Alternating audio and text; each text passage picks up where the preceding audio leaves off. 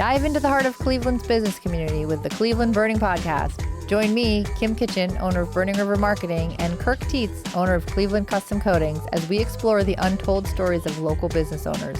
In this engaging series, we focus on the setbacks, accidents, and unexpected turns that pave the way for ultimate success. So just like the Cuyahoga River ignited change in the city, our podcast showcases how adversity can spark innovation and growth. Hear from passionate entrepreneurs who have braved the flames of failure and emerged stronger and more resilient. Get ready for candid conversations and a behind-the-scenes look at the business landscape in Cleveland. What's up, Kirk? Same thing. I've been doing a lot of traveling, running around state to state doing them Sam's Clubs. Okay. I was in this hotel the other day. The sign on the wall said, "Not responsible for stolen items." I thought that was great. So I took that lamp, that you could plug things into. Yeah. I mean, I'm tired of plugging things into the wall. I thought it'd be cool to have that lamp. I mean, it said right there, I'm not responsible for it being stolen. So. Oh my gosh. Okay. Well, welcome to the Cleveland Burning Podcast, where we dive into stories of local professionals who've braved the flames of adversity and emerged stronger than ever. I'm your host, Kim Kitchen. And I'm Kirk Tietz. And today we're interviewing Sean Henzey. Sean actually came into one of our B&I meetings. You were there as the director of our group. Yep. And we had a visitor day. And Sean hopped along in and was there hanging out. And when he stood up and said what he did, I kind of, as fast as I could, kind of made way over to him and was like, we need to talk, right? So he does media, film, all the type of production.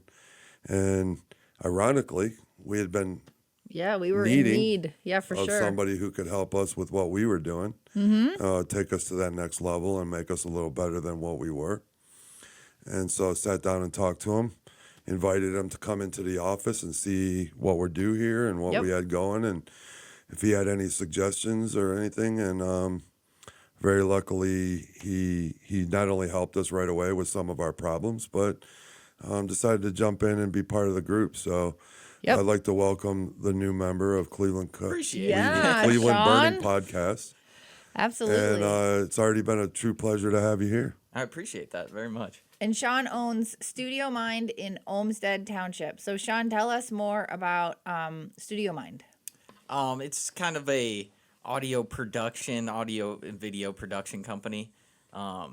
We've been doing it since 2018. Cool. We started more just doing audio, but then I kind of branched out and started doing like marketing and video work and all that type of thing, and just trying to branch out as much as I can. I like we've talked before, I really want to branch out to small business owners and get more of that type of clientele, because I think small business owners drive the community way more. Absolutely. And they are in need of a lot of content and that type of thing, and more media work. I just think the small business community really needs that. So you've been running Studio Mind since, you said 2018, so I'm really bad at math, so that's like 5 years now? Yeah, 5 years. Okay. And primarily your clientele up until this point, when you've tried to branch out to small businesses or when you sort of shifted your focus, has been like music artists? Yeah, or more music artists and that type of work. So a little bit of musicians. You can tell I'm not musicians. a music artist because I just made up my own word. No, musician. It's the same thing, yeah. More musicians. And I really tried to branch into content creation, and that's when it kind of sparked my interest of kind of redesigning the studio environment, like recording studios as it is. It's in the community, there's a bunch of recording studios, big recording studios everywhere. But I slowly started to see like everything shift to content in general. I mean, everybody needs podcasts and videos, small videos done. Social media posts, commercials. Like, pictures, we're all a brand now. Yeah, exactly. It's all just one package. So I was like, how can I package the recording studio environment in a way that everybody can use it? You know, you can come in as a musician or a small business owner, or anybody who's as a comedian who just needs, any type of work or done. Something. Yeah, yeah, that's exactly. Cool. That's cool. So, so how many people do you have working for you? Where can people go see your studio? Tell us a little bit more about that. Well, we're located in Olmsted Township right now. You can visit us online at studio-mind.com. Okay. We'll add the links to all of that and your socials and stuff. Yep. Definitely. And we just want to kind of branch out and get more in contact. I'm trying to contact with everybody, trying to really meet as many people as we can, to try to bridge the gap of, content in general, of just making content for everybody. Yep. So that type of thing. Now, if somebody wanted a video for their business, like I did a project a couple of years ago where a company, it was a restoration company, and they were hiring. It was like when it was right after COVID, and it was really hard to get people to come to work. Yeah. And so I had this idea. I was like, well, you should make a video because you guys are cool and the job is cool and the workplace is cool. And maybe a video would show people, like, get them in the door. So would you do something like that? Oh, definitely. So you come on site, you kind of storyboard it for them, give them some ideas and shoot whatever. Yeah, exactly. Okay. Awesome. Anything from, products or the environment or just somebody working to, voiceovers or like the owner of the company sitting down and, giving their spiel. Yep. All of it, everything in between. So Well, we're so lucky to have you working on the podcast. I appreciate that. Yeah, seriously. I'm glad to It's be a been part great. of it. Yep. You did a good job, Kirk, getting him in here. It goes back to the last podcast we did. Told you we fixed some of the other problems, but the other things you just got to put it out there. Yep. And sometimes it walks through the door. That's right. Put it in the universe. So just so our listeners know, like, since Sean's been kind of coming to the studio and helping us out, we've got lighting, we've got microphones, we've got, this whole thing is set up, and I know I have a lot more confidence now. I mean, we sort of Nice. had to take a little bit of a sabbatical because, I didn't have confidence. We were still learning. And when Sean came in, you could just tell, it's not like you knew everything. You just had the confidence that you could figure it out. Exactly. You know what I mean? Yeah. Because it's a different, whatever you call you're used to working on Macs, and we've got you working on like a regular computer. Yeah, for sure. There's a little learning curve, but Right. hey, I've always been the type of person that if I don't know something, I'll just look it up. I like that. I'll just learn about it, because it's like ever since the beginning, I've always just like, oh, I don't know that. Let me just learn about it. So Right. always been that type of person. That's cool. Well, the theme of our podcast, and Yes. we have you sitting on the couch today. You're the first person to sit on the couch, actually.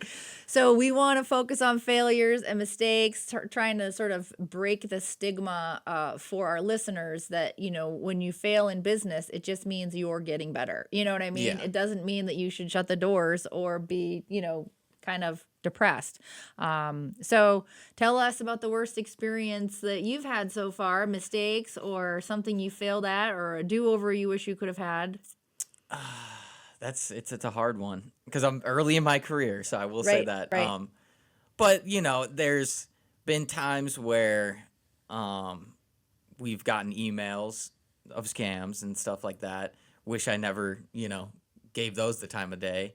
That type of thing. I wish I put more money into it in the beginning. Okay. And maybe took that more seriously. I always put as much as I could into the business, but looking back on it now, it's like I wish I would have bought this piece of gear because I would have made this Earlier. amount of money over Right. here, that type of thing. And I wish I just took the leap faster, to be Okay. honest. I wish I started the business right off the bat when I first had the idea and started going through all the failures of Okay. being, because What did you do instead? You just kind of dabbled here and there? Did yeah, you I have kind of just, tried it out and, did a couple jobs here and a couple jobs there. And same thing with the video work. I wish I got into that way sooner. Because now looking at my idea and the future of my company, I feel like that was always there. That idea was always there, but I never branched out and was like, oh, I'm going to do it. Okay. You know what I'm saying? And I wish I just did it faster in the beginning. But hey, everything happens for a reason, you know? Well, was it a side hustle for you at first, or how did you like, or Kind of, sort of. It was, it was a side hustle, like working other jobs to make ends meet, but I always knew I wanted to do it okay? and like just be a small business owner. And that stems from my father too, because he's a small business owner. What does he do? He does financial advising. Oh yeah. Yeah, so he does that type of work, and I always saw his struggle and him doing that type of work, and I was just like, that's not something I want to do, but I definitely want to be an entrepreneur in some sort of way. And I never knew what it was until I went to college, and I was like, okay, yeah, this is media, the arts. I want to be the guy behind the camera. I don't want to be famous. I don't want to be that type of thing. Right. I just want to, do my own thing and not have anybody tell me what to do type of thing. So Yeah, there's pros and cons. yeah, it definitely is. Yeah. You I- gotta, I think one of the things that Nick and I talk about a lot as we go along is, decisions, opportunities come, right? yeah, And I mull those over. You're like, even joining BNI. It's an opportunity that came my way. I don't know enough about it. I'm trying to weigh the pros and the cons, and does this seem like something that I should do? And I think pretty early on in my venture, I came to the conclusion that if you wait till you're ready, You'll never be ready. You'll never Exactly. be ready. Yeah. I felt like that So with you're having either kids. just going to do it Yep. or move along. Yep. Right. And it sounds horrible to say dive in and let it fail. yeah. Right. But that's almost what you have to do. Yeah, you don't try unless you Yeah. don't fail unless you try. It's You like- don't risk, you have nothing to gain. Exactly. And there's a few of my friends that have been trying to start their own businesses. One's a detail company, one's more of a landscaping thing. And I've been saying that to them for the last 6 months. I'm like, you guys just have to do it. You Just just have do to do it. it. Yep. It doesn't matter that you're gonna not have a paycheck once you do it. You'll have to figure it out. And you You'll will figure it out. You know what I'm saying? Like when you wake up in the morning, you're like, I need to find money to pay the bills. That pushes you to do it way Right. more. I truly believe in that. That's true. Like, and that's why I asked you about whether or not you started out as a side hustle is because, in our BNI chapter, I'm always looking for a videographer, a photographer, anyone, because I'm working in SEO. And so I do have clients that need professional pictures done. They're wondering like, well, let's make a page on the website for this. And I'm like, well, do you have any pictures of that? Well, no, I don't, other than they'll send me ones from like their phone. And I'm like, that's going to look like garbage. Like, Yeah. that's not going to be good. Yeah. Same thing with videos.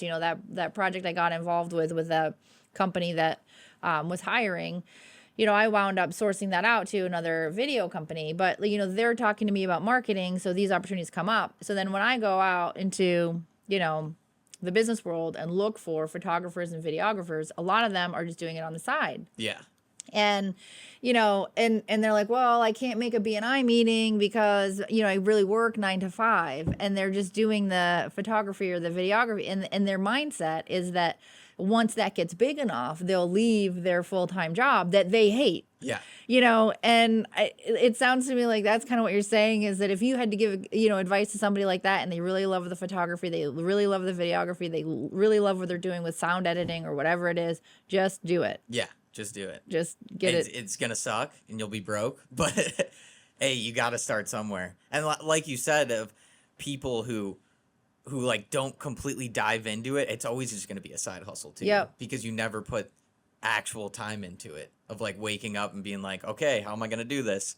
I need to figure it out, throw myself into the water, Fear is a motivator, and It fear that you're definitely not is. going to have the money to pay the bills is probably the biggest motivator. Yeah. And without that, you're not motivated to move forward. Exactly. I was, not lucky. I didn't feel lucky at the time, but when I got into the industry that I'm in now, it's because I had been in the mortgage industry, and these companies that I was working for, they basically kept folding.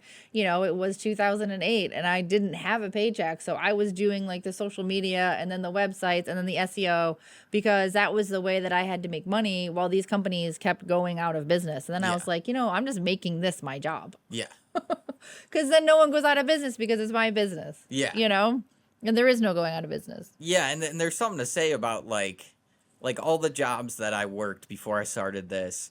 I always put like 110% in. I see That's this in it. a lot of people, That's and it's like it's almost wasted talent because a lot of especially corporate jobs. I'm not going to say small business owners, but more corporate entities, they'll just eat you up and spit you out. They're making money off of that. Yeah, They're literally they don't making care. money off of your 110%. Exactly. And it's like if you put 110% in and you think you can do a better job than your boss necessarily, and you have the drive to do it, just do it. Be your boss. Yeah. I go, that goes back to the same thing you were saying, though, and I agree with it 100%, is that if you're not putting it all in, you're not going to get the capacity that you want to get out of it. Yeah. Right? So you want to turn something into big. Yeah. But you're only willing to give 30% of yourself to it. Yeah. Then you're only going to grow at 30%. Yeah. Right? It doesn't. Yeah. And so, like, it is the same thing. So, like, I put myself in a position in my situation where there's not another option. This is what I have to do. Right. This is what I've put myself here for. Yeah. I've put it all on the line. Right. And now I have to make it work. Yes. And then you have to find your solution. You have to find, it's not concentrate on the problem, it's concentrate on the solution. Yes. How do I fix that? Well, how do I fix that? After a while, it becomes natural to you, right? That you're going to have some problems. It's part of this podcast, and how to persevere And right? overcome those. And yeah. overcome those. And there's a better version of you that comes out of the other end. Yeah. Right? Because now you've got more experience. A great sailor doesn't become a great sailor always sailing in calm waters. Yeah. So if you're That's only true. willing to put your boat in the calm water, Yeah. it's as good as you're ever going to be. Yep. So it's the same concept in all these conversations. I agree. I mean, if you're going to wait till you're ready, you're never going to be ready. Yep. Yep. If you're going to do it and give your all. Yeah. If you're not going to give your all, then go find something that you're going to give You your wanna all give to, your all to, that yeah. you're going to feel like you can succeed in. Yeah. Yeah. And that brings up another point of, I feel like another failure of mine, it was the BNI group. It's like, I was told about the BNI group a year ago, and I was like, not yet. I'm not going to go there yet. And then somebody pushed me to do it, and I was like, why didn't I do that a year ago? It's like stuff like that where you just got to jump into it. And that's honestly almost a recent thing that I've figured out about myself is like, if there's even a little bit where I'm like, I don't know if I want to do that, I'm like, nope, I have to do sign. it. Yeah, it's definitely a sign. Yep. It's true. It's changed my situation, and it goes back to BNI. Like I'd started this business, and I found myself in a lot of positions that I wasn't familiar with. You know, you're doing payrolls and insurance, and I'm just reaching out to people I don't know, big companies that are just taking my money and not doing the service that I need done. Right? And I felt like I needed it a little more personal. I wanted to know the person so I could call them and say, hey, what's going on with my insurance? Hey, Joe. Right. And they'd be like, hey, Kirk.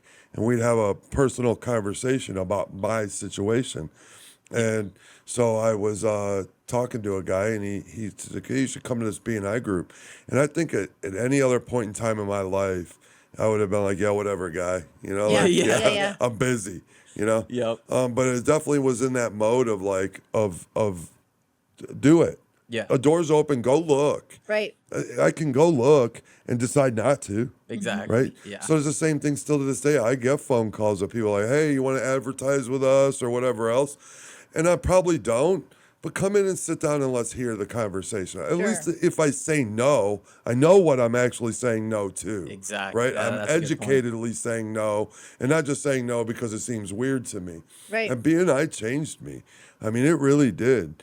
It was the first time sitting in a room with a bunch of other professionals that it was like listening to them and hearing their problems and hearing their things that they're and when I would sit down and say, oh, here's a mistake I made, and 3-4 other business owners sitting there going, yeah, I went through the same thing, just do this. Right. Yeah. And it was like, wait, I thought I was a miserable failure. Yep. And yet here's these professionals that have been doing it for years who said they did the same thing. Right. Yeah. And here's how you fix that. You And it's guys- that easy. You have so much in common with those other people. Right. It's crazy. And not knowing, because this guy's a real estate agent and I'm a painter. Yeah. Like, what in the world could we have in common? Well, business is business. Yeah. Yeah. It's all the same. And so it's been an experience. So I would highly recommend anybody who's like starting a business, visit a networking group. BNI's great. Yep. But if maybe that's not for you, then visit some type of networking Sure. group The where you can get to chamber. meet other people. Yep. They have Chamber of Commerce and other nonprofit organizations that you can go visit Yep. and be involved in. And and the networking of just getting there. And now I know so many people. If you call me and say, do you know a plumber? I do. Right. Yeah. Do you know a carpenter? I do. A roofer? Yeah. Hey, do you know a real estate guy? I do. Right? And you become a referral for the people around you, a source. Yeah. Now I've literally have people who message me just to see, Kirk, Who do your you, guy is, do you yeah. know, and yeah, I do, as a matter of fact, here's a number. Yeah. Yep. And then I contact that person and say, I just gave out your number as somebody I know. Here's what they're looking for. And then that person calls me back, the person who asked for that information, and says, oh, that guy was great. He knew my name. He knew I was calling. That was a great experience. Yeah. And it's exactly what I was looking for when I went to BNI. That very personal experience with the people you do business with. Yeah, and like you said, vice versa too. It's like, people, now you're known as that guy. Right. Like, oh, yeah, Kirk the painter. Yep. It's got the guy. Exactly. Yeah. It's like it works hand in hand of just meeting as many people as possible. It's just networking is huge. Yes. Yeah. I never understood that until the last few years. It's like that's huge. Same here. Yeah. And it's much bigger than advertising. Yeah. Oh yeah. Definitely. Well, and the leads that you get from networking, the referrals that you get, on a scale of 1 to 10, 10 being someone who's ready to write the check and 1 being someone who's just kicking tires, like they're so much closer to 10. If you Right. get a referral from somebody that's in your BNI group or somebody that's from your gym, they've already, like, that person's already hyped you up and they've already, you know what I mean? Like, and it's a personal referral, and there's just all you have to do is show your competence and tell them how much it's going to cost, and it's pretty much a done deal. Right. Whereas the leads that you get through a website or the leads that you get through a postcard mailing, they're just cold. You still have to sell yourself to them. You Yes. still have to answer a bunch of questions, and then they're still going to go and get quotes from other people for whatever it is. So a lot of times that's like a waste of time on those little 1 to 5 type leads coming in. Yeah, and even if they do call you, they're not usually, in like my experience, they're not usually the very reliable clients that you want. You know what I'm saying? It's like when you get a referral, it's like they know what they want and they need you, and it's easy to sell yourself. But yeah, putting your money into the internet algorithm on Facebook or whatever, on Facebook ads, and then you get a phone call and it's like, is this a client I really want to work with? Right. Most of the time it's like it's a toss-up. You know? It can be. Sean, I'll throw out there, that's how I met Kim as well. I created a website on GoDaddy, and I couldn't even get back in it. Yeah. And you go on the internet site and try to find it, and I couldn't even find my own website. It's unreal. Yeah. And so when I was with this guy and I started explaining it, he said, oh, I got this girl, Kim. Yep. That's what she does. She can help you. And he told me all the stuff that he did for her. Called her right on the spot. We scheduled an appointment to sit down together. She obviously cleared up my website. Now it's it's You Yeah, can people find it. actually You get leads people actually even. find it. Yep. Yeah. Right. And not only that, but it created not only a working relationship, but a friendship. Yep. And now this podcast. And And so, now you.